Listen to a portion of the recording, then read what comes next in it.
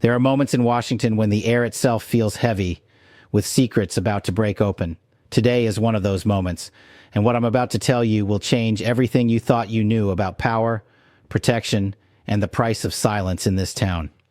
Picture this: federal investigators walking into offices across Manhattan, carrying boxes that could topple decades of carefully constructed narratives. The target?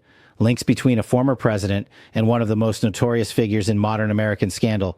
But here's what nobody saw coming. The investigation isn't just about the past. It's about who knew what, when they knew it, and why certain phone calls were never returned. I've spent years in the halls of power, watching how the machinery works when it wants to protect its own. But sometimes, even the most sophisticated cover-up operations have cracks. And today, those cracks are starting to show in ways that have some very powerful people making some very urgent phone calls. Before I take you inside what my sources are telling me about this federal probe, I need you to understand something crucial. This isn't just another political scandal that will blow over in a news cycle. This is about the intersection of power, influence, and the kind of secrets that reshape how we understand the last 3 decades of American politics. The federal investigation targeting Bill Clinton's connections to Jeffrey Epstein represents something unprecedented in modern political history. Not because we haven't seen former presidents under scrutiny before, but because of what this probe reveals about the layers of protection that have operated in plain sight for years. My sources in the Justice Department tell me this investigation began not with Epstein himself, but with a single phone record that didn't make sense.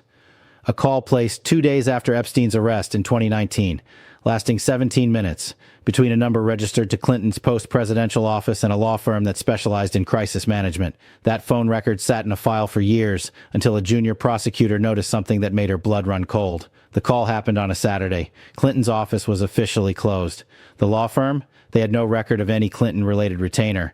But the phone logs don't lie, and what investigators found when they started pulling that thread has led them down a rabbit hole that connects private islands, campaign donations, and a web of influence that reaches into the highest levels of American society. I remember sitting in rooms where Clinton's name carried the kind of weight that could stop conversations mid-sentence.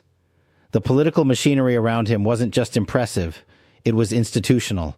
It had grown into something that transcended party politics, something that operated on the principle that certain people were simply too important to fall. But federal prosecutors don't operate under those same principles, and what they've uncovered is challenging everything we thought we knew about how that protection worked. Here's what keeps me up at night about this case. It's not just about one former president. The flight logs that investigators are scrutinizing don't just show Clinton's name. They show a pattern of relationships, a network of influence that connected business leaders, politicians, and cultural figures in ways that the public was never meant to understand. The prosecutor leading this investigation is someone I've watched operate before. Sarah Chen built her career taking down organized crime families, and she approaches cases like an archaeologist, carefully, methodically, understanding that every piece of evidence tells a story about power structures that prefer to remain invisible. When the Department of Justice assigned her to this case, it sent a signal that this wasn't going to be a political investigation. This was going to be a criminal investigation. What Chen discovered in those early phone records led her team to financial records that painted a picture of relationships that went far beyond casual acquaintanceship. Between 2002 and 2016, entities connected to Clinton received over $12 million in donations and speaking fees from individuals who were later identified in Epstein's circle. That money flowed through foundations, speaking bureaus, and consulting agreements in a way that created layers of distance between the source and the destination. But money leaves trails, and those trails tell stories. In 2003, Clinton flew to Brunei for a speaking engagement that netted his foundation $850,000. The payment came through a shell company registered in the Cayman Islands, but the ultimate source was a Malaysian businessman who had introduced Epstein to several prominent political figures. That businessman is now cooperating with federal investigators, and what he's telling them about those introductions is reshaping the entire scope of this investigation. The most damning piece of evidence isn't a document or a flight log. It's a voicemail left on Epstein's private line 3 days before his death. The voice on that recording belongs to someone in Clinton's inner circle, someone who had served as a gatekeeper for decades. The message is brief, but its implications are staggering. The situation has become untenable. You need to understand that certain conversations never happened. That voicemail was discovered on a phone that Epstein had hidden in his cell, a backup device that somehow escaped the initial investigation. When investigators found it 18 months later, they realized they were looking at evidence of active coordination during the final days before Epstein's death. The investigation that began with a simple phone record had uncovered what prosecutors are now calling a conspiracy to obstruct justice. What makes this case extraordinary isn't just the criminal allegations, it's the window it provides into how power has been exercised and protected at the highest levels of American politics. The investigation has uncovered a system of mutual protection that operated across party lines, across institutional boundaries, and across decades. It's a system that turned influence into immunity, that transformed political access into legal protection. The grand jury that's hearing this case has been meeting twice a week since October. The witnesses who have appeared before them read like a who's who of American politics and business. Some have testified under immunity agreements. Others have invoked their Fifth Amendment rights.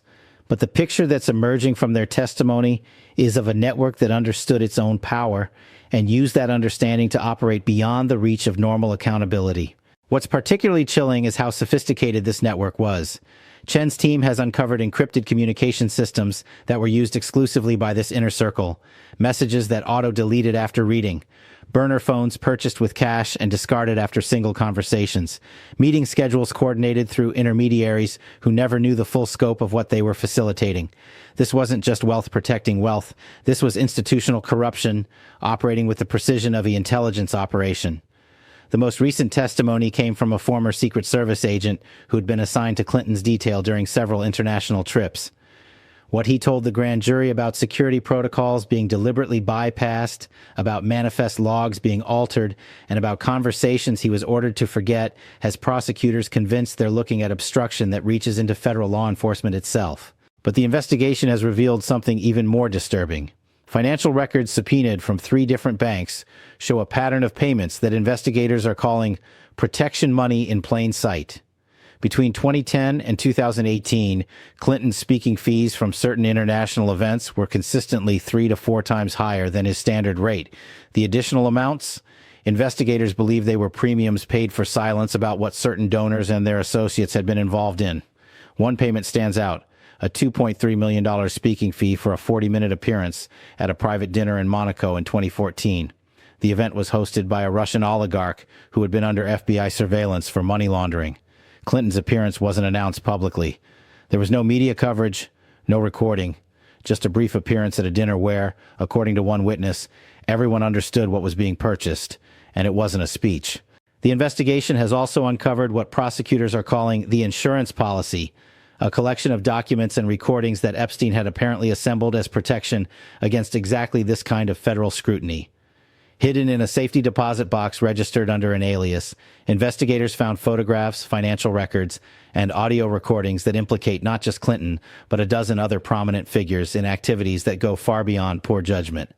These recordings, some dating back to 2005, capture conversations that reveal how this network operated, how favors were traded, how investigations were quietly discouraged, how certain stories never made it into newspapers, and certain prosecutors found their careers suddenly taking different directions. It's a master class in how power protects itself when it believes no one is watching. What makes these recordings particularly damning is their casual tone. These aren't people worried about getting caught. These are people who believe they were untouchable. In one recording from 2007, a voice that investigators believe to be Clinton's can be heard discussing the arrangement with someone whose identity is still being verified. The conversation references keeping certain doors closed and ensuring that the usual channels remain effective. The ripple effects of this investigation are already being felt across Washington. 3 sitting senators have quietly retained criminal defense attorneys. 2 federal judges have recused themselves from cases involving this investigation's targets. A former CIA director has canceled all public appearances indefinitely. The legal community is buzzing about plea negotiations that haven't been announced, immunity agreements that haven't been filed, and cooperation deals that could reshape American politics. Sources tell me that Chen's team is preparing multiple charging documents, but they're waiting for one final piece of evidence: financial records from a Swiss bank that has been fighting extradition requests for 18 months.